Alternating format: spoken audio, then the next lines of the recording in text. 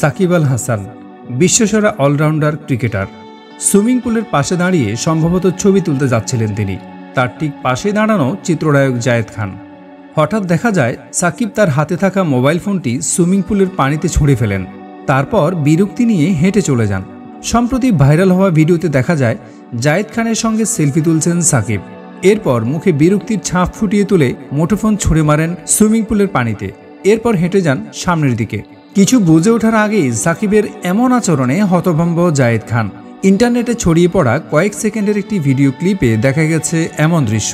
ভিডিওটি বিশ্লেষণ করে দেখা যায় সাকিবের হাতে থাকা মোবাইল ফোনটি হঠাৎ যখন তিনি পানিতে ছুঁড়ে ফেলেন তখন একেবারে হতভম্ব হয়ে যান জায়েদ খান।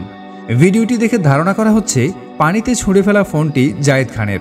এবার বিষয়টি নিয়ে মুখ খুললেন জায়েদ। নিজের ফেসবুকে তিনি লিখেছেন, নাম্বার 1 বলেই কি ফোন ফেলে দেবে সাকিব? শিগগিরই সব জানাবো, তারপর আপনারাই বিচার করেন।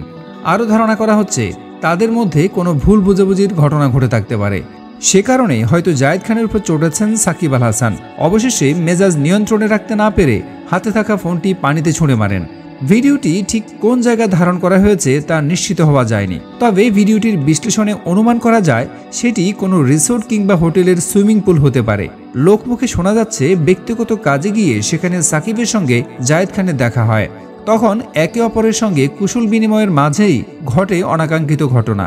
ভিডিওটির পারিপার্শ্বিক পরিবেশ দেখে ধারণা করা হচ্ছে এটি একটি শুটিংয়ের অংশ হয়ে থাকতে পারে।